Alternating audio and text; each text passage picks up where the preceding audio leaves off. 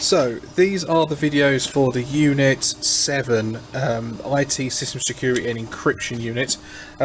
This unit does not require learners to build a network, it requires them to configure a network to make it more secure. Because that's the whole point of the unit, to use encryption methodologies and also use things to encrypt them as you should in an industry perspective. So as you can see, I've got a server already turned on, ready in the system server manager desktop window. I've got a PC here that's already logged on as a test user. The server already has a test user set up because they're already on the domain. These systems have to already be on the lab.net network domain, so you must make sure that's set up already. If you don't know how to do that, look at the Unit 19 video. I've got another PC here. I've got the switch that interconnects all the systems together, and I have the wireless router as well. We've got to configure Wi-Fi as well in this unit. So what we're going to do first is we are going to configure the Wi-Fi first. So we're on this system at the minute. So if we open up Internet Explorer,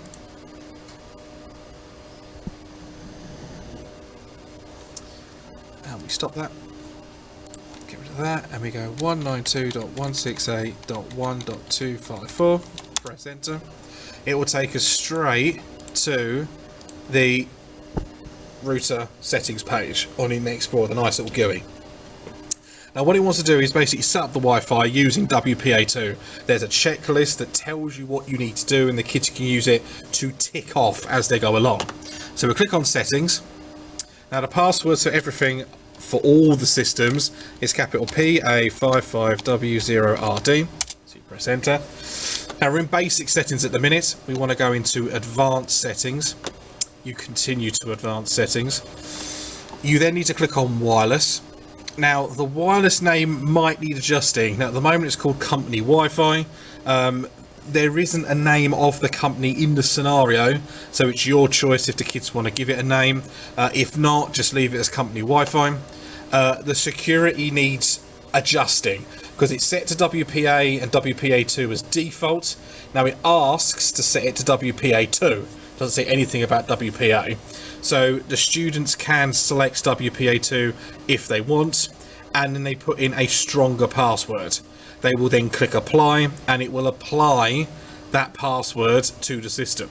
So if I click apply now with that password, it goes, "Are you sure?" You go yes. The router will do a mini reboot, and it will now be set to WPA2 encryption using that password with this network name, company Wi-Fi. Okay. The best thing to do after this is to get the students to connect to the Wi-Fi via their mobiles, take a screenshot to show that their configurations has worked. So they have set up a Wi-Fi network using WPA2, because they've got to really focus and explain what WPA2 is in assignment 1. So they've got to show them actually applying it and using it in assignment 2. Now once we've done that, that bit's done and dusted. Now they need to install an antivirus. So an antivirus is really easy to install. So you'll have a memory stick which will have loads of software on that you give to the students. So we don't need that browser open anymore. We open it up. You will have a memory stick that will have the Unit 9. I've got Unit 19 software, but it's the same antivirus we've got to use for this. So it's the Avast again. So you double click on it to start it going. Now Avast is quite slow at starting and installing, so you've got to give it some time. So the students will be sitting around a little bit. If you've got 2 practicals going at once, it might be good to stagger the router so that one team could do the install or whatever. Now you've noticed that it's asking me to log on as the administrator. Because we are on network domained machines, it wants the administrator username and password, which is what we use for the server. Okay, which is always administrator, then capital PA55W0RD. I will write this all down in a document anyway, and there is a document already produced. So Avast will begin to install. Now it will ask you, would you like to update online to get the best up-to-date version? As we don't have internet, you're not going to do that, so you go install old version, not recommended. You will just click on install, and it will start installing in the bottom corner. Okay, so it will start installing down there. Now you'll just have to wait for that installation to finish.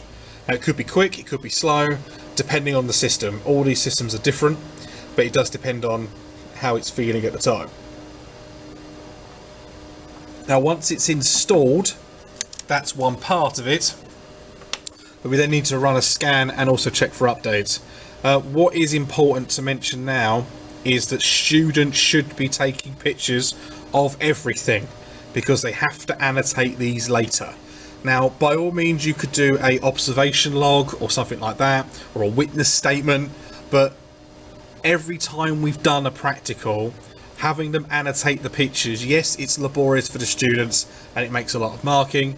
However, it means that when you show it to an SV, they can clearly see that you actually know what you're talking about, and they know that the students have actually done it, and it's a really good evidence. There are other ways. You could film it like we're doing now, but that could be difficult in a classroom with 20 odd kids all shouting and screaming at the same time. So that would be at the discretion of the person delivering it. So we'll just wait for that to install.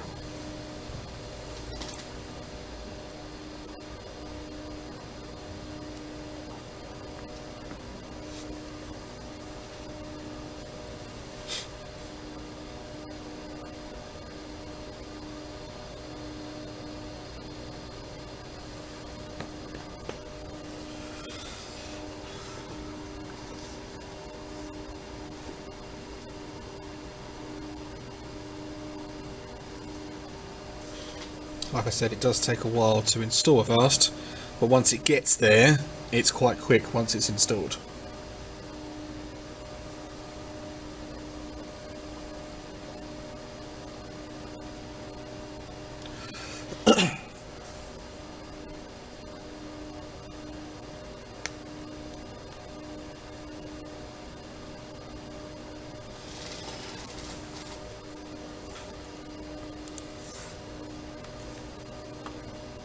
So the installation has gone, so hopefully in a second,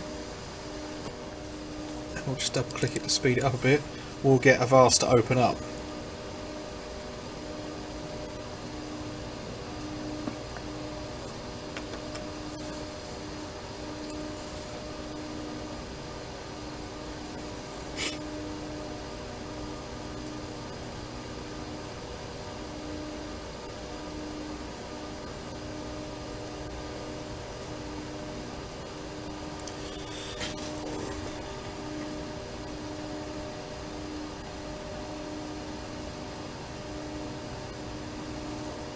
Open in a second.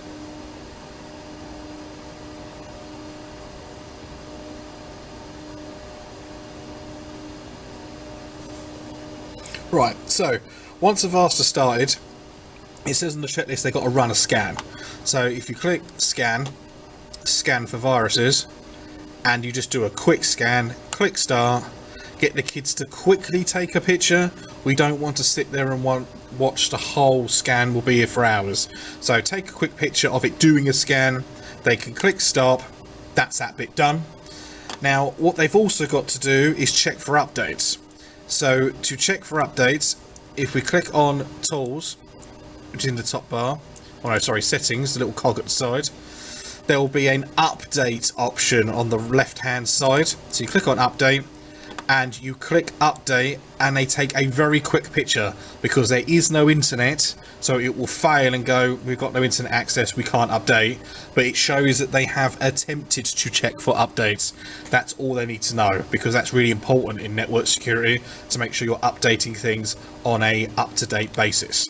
So that's everything in the antivirus for now. So that's that bit done, and again, they've all taken pictures of everything step by step. Now what we need to do now, we need to configure a firewall to block port 3389. Now the best way to do that is on the server, because we want to block that port. Now port 3389, that is the remote desktop port. Now remote desktop basically means that the user can jump on a desktop window and access all the documentation and the system as if it was in their room or in their location. Now we block that because the server has sensitive information, yada yada yada, so it'll be really good to block the port 3389. Now to do that, Easiest way is to go into the firewall. So in the search bar, we type in control panel. So we open up that.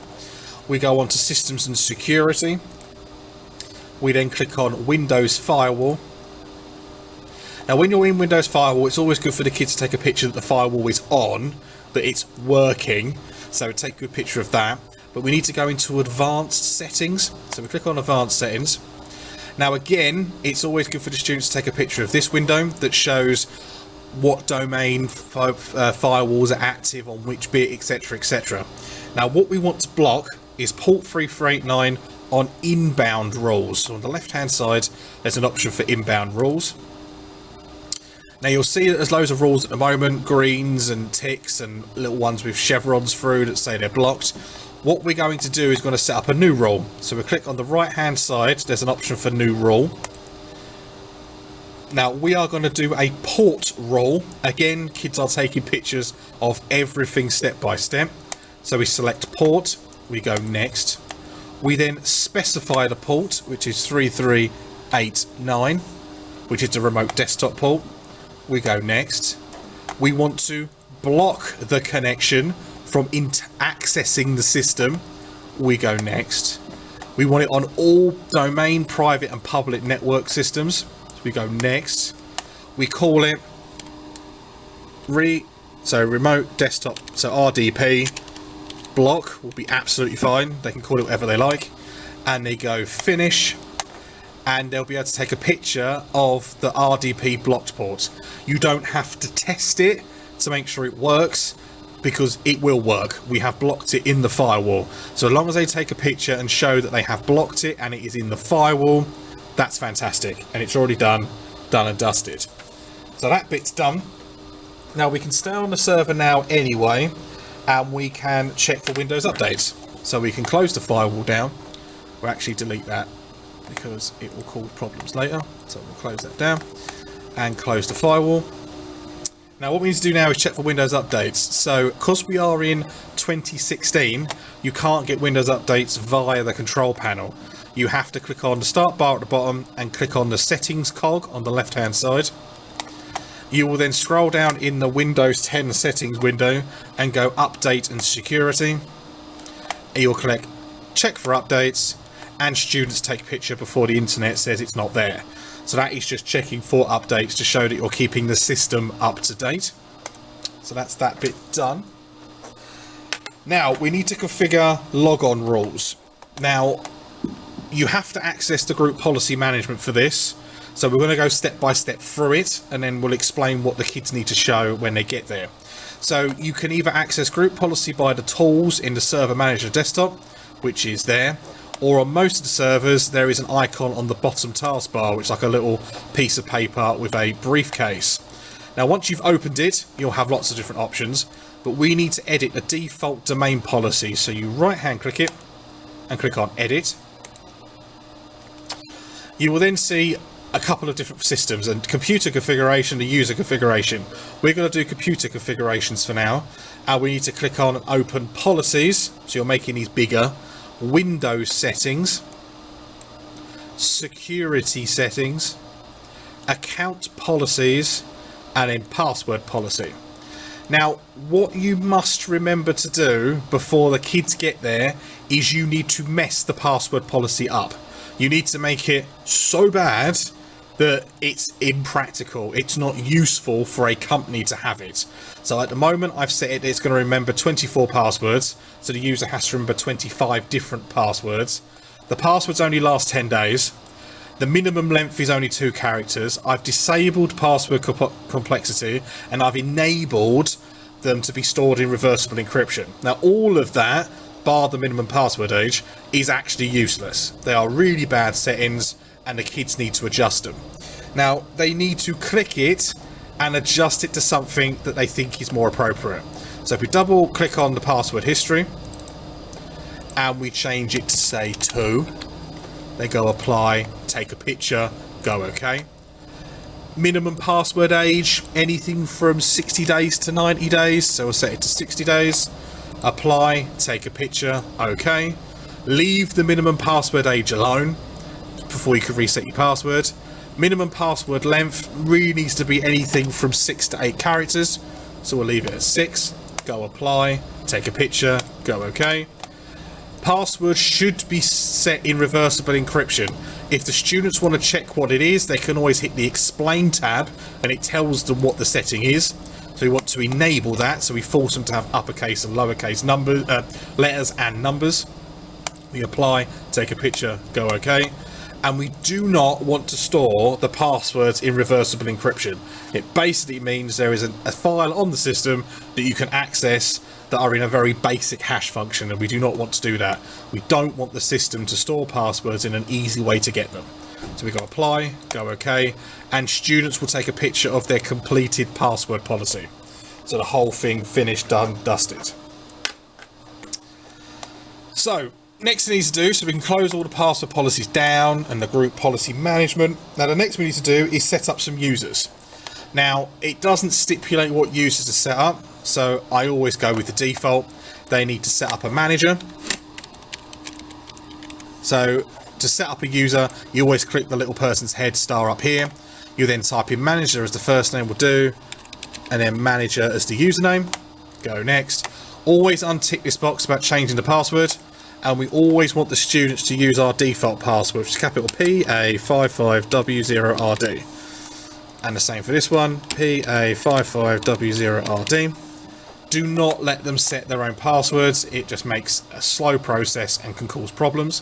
So we go next. They take a picture of this, confirming that they've done it, go finish, and we have a manager group, user. We then need to set up another user because we need to show a little bit of difference. So we are just going to set up a staff user 1, and we'll just call it user 1 for now as the username. Take a picture, go next. Same password as before.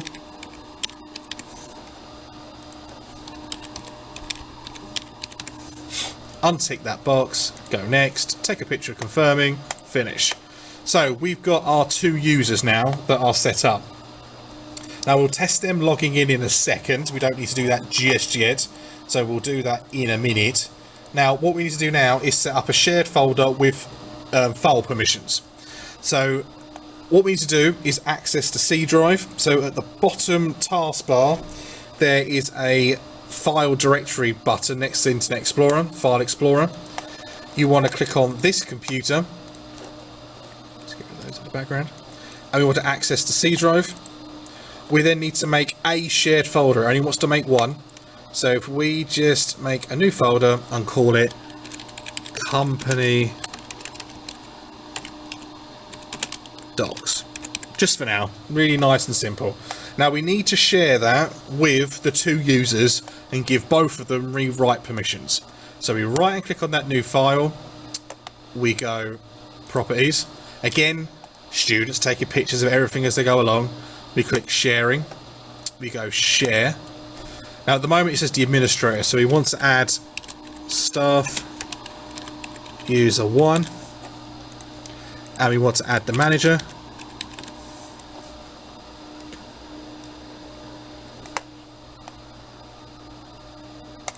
So we add that. So we've got the manager and the staff. We want them both to have read-write access. Okay, so they're set up there. We click share. Wonderful, it's going to share it for us. Go done. Take a nice picture that it's shared and close. Now, the last thing the students have got to do is test that they can log in as those users. So we're going to log in as the manager and also as the staff user. So I'll log into this one as the manager. Switch user. So manager PA55W0RD. And on this one we'll do the same. So this is just user 1 PA55W0RD. There's that. So I've logged on as the manager on this system. This is the manager, and this system is just the normal staff user. So once we are in, to just double check that the file permissions works. So all we do is we click on the File Explorer at the bottom.